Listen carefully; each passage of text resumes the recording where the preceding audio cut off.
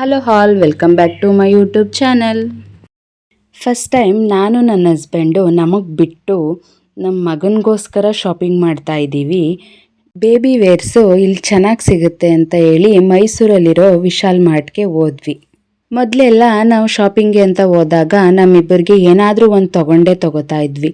But ಈ ಸಲ ಕಂಪ್ಲೀಟಾಗಿ ಮಗನಿಗೋಸ್ಕರನೇ ಶಾಪಿಂಗ್ ಮಾಡಿದ್ವಿ. ಲೈಫ್ ಯಾವ ಥರ ಚೇಂಜ್ ಆಗುತ್ತೆ ನೋಡಿ. ಮದುವೆಗೆ ಮುಂಚೆ ನನಗೆ ಅಂತ ಶಾಪಿಂಗ್ ಮಾಡ್ತೀವಿ, ಮದುವೆ ಆದಮೇಲೆ ನಮಗೆ ಅಂತ ಶಾಪಿಂಗ್ ಮಾಡ್ತೀವಿ, ಅದೇ ಮಗು ಆದಮೇಲೆ ಮಗುಗೆ ಅಂತ ಶಾಪಿಂಗ್ ಮಾಡ್ತೀವಿ.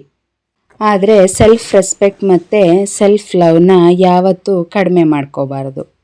ಮಕ್ಕಳ ಬಟ್ಟೆ ತೊಗೊಳಕ್ಕೆ ಹೋದರೆ ಕನ್ಫ್ಯೂಷನ್ ಆಗೋದೇ ಜಾಸ್ತಿ. ಯಾಕಂದರೆ ಒಂದಕ್ಕೊಂದು ತುಂಬಾ ಚೆನ್ನಾಗಿರುತ್ತೆ. ಒಂದು ಜೊತೆ ತೊಗೊಳ್ಳೋಣ ಅಂತ ಹೋಗಿ ಎಷ್ಟು ಜೊತೆ ಬಟ್ಟೆ ತೊಗೊಂಡು ಬಂದ್ವಿ ಗೊತ್ತಾ?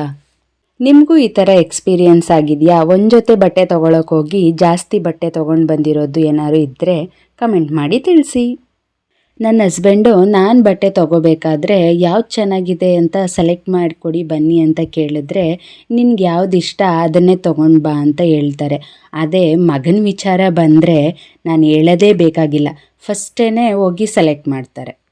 ಮಕ್ಕಳು ಬೇಗನೆ ಬೆಳೆಯೋದ್ರಿಂದ ಎಷ್ಟು ಬಟ್ಟೆಗಳು ತೊಗೊಂಡ್ರೂ ಸಾಲೋದೇ ಇಲ್ಲ. ಯಾಕಂದರೆ ಅದು ಬೇಗನೆ ಚಿಕ್ಕದಾಗ್ಬಿಡುತ್ತೆ.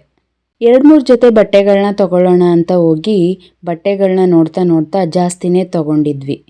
ಸಾಕು ಬನ್ನಿ ತೊಗೊಂಡಿರೋದು ಹೋಗೋಣ ಅಂತ ಹೇಳ್ತಾ ಇದ್ದರೆ ನನ್ನ ಹಸ್ಬೆಂಡು ಇರು ಇನ್ನೊಂದೆರಡು ಜೊತೆ ತೊಗೊಳ್ಳೋಣ ಅಂತ ನೋಡ್ತಾನೇ ಇದ್ದರು. ಆಮೇಲೆ ಅದನ್ನು ನೋಡಿ ತಗೊಂಡಿರೋ ಬಟ್ಟೆಗಳೇ ಸಾಕು ಅಂತ ಅಂದ್ಕೊಂಡು ಬಟ್ಟೆಗಳನ್ನ ತಗೊಂಡೋಗಿ ಬಿಲ್ ಮಾಡಿಸ್ಕೊಂಡು ಅಲ್ಲಿಂದ ಹೊರಟ್ವಿ. ನಾನು ನನ್ನ ಹಸ್ಬೆಂಡು ಯಾವ್ಯಾವ ಥರ ಬಟ್ಟೆಗಳನ್ನ ನಮ್ಮ ಮಗನಿಗೆ ತೊಗೊಂಡು ಬಂದ್ವಿ ಅಂತ ತೋರಿಸ್ತೀನಿ ಬನ್ನಿ.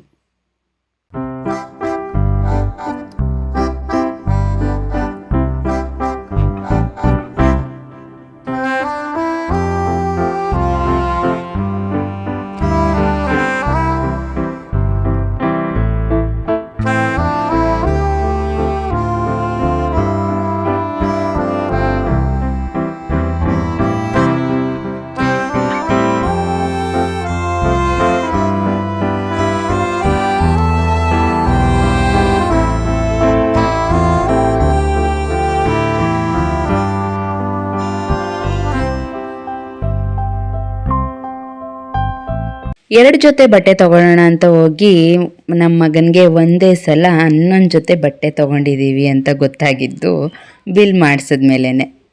ಈ ವಿಡಿಯೋ ಇಷ್ಟ ಆಗಿದ್ದರೆ ಲೈಕ್ ಆ್ಯಂಡ್ ಕಮೆಂಟ್ ಮಾಡಿ. ಯಾರೆಲ್ಲ ಇನ್ನೂ ಸಬ್ಸ್ಕ್ರೈಬ್ ಮಾಡಿಲ್ಲ ಪ್ಲೀಸ್ ನನ್ನ ಚಾನಲ್ನ ಸಬ್ಸ್ಕ್ರೈಬ್ ಮಾಡಿ. ಸಬ್ಸ್ಕ್ರೈಬ್ ಮಾಡಲು ಮೇಲೆ ಕಾಣ್ತಿರುವ ಬೆಲ್ ಬಟನ್ ಮೇಲೆ ಕ್ಲಿಕ್ ಮಾಡಿ. Thank you for watching. Bye bye.